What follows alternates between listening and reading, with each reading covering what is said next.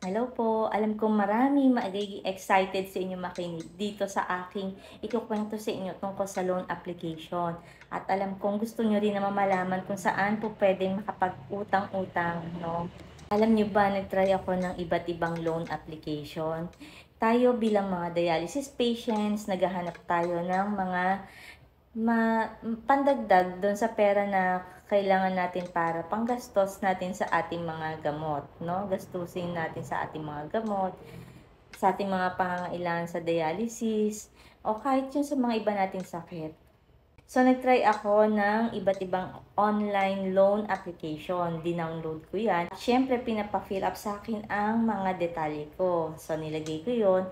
Then, dito ay magkakaroon tayo ng idea kapag may bigla tayong pangangailangan at kailangan din natin naman pag-isipan na maigi at kailangan din naman nating bayaran para hindi lumaki ang interest at humantong sa pang-iistorbo sa atin ng mga kumpanyang ito dahil yan ay laging tatawag sa atin hanggat hindi tayo bayad.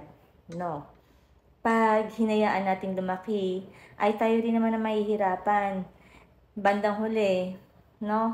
Be responsible kung sakaling mag-apply tayo ng loan, tulad nitong peso loan, no?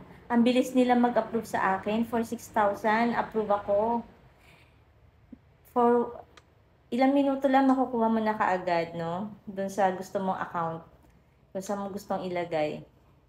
Kaya, ito ang magiging kabayaran naman ay ito, no? After 14 days, magbabayad ako, out of 6,000 na, magbabayad ako ng 3,504 after 14 days, no?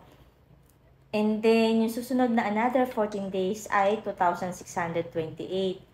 Then, on the third 14th day, 2,540 naman.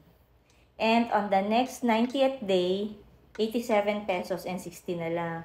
No, mababa na lang sa dulo, 90 days. Pero yung una kasi malaki, mabigat din sa atin, no? Malaki yung mabibigay nila ng 6,000 pero malaki yung una din kabayaran na first 3 payments, no?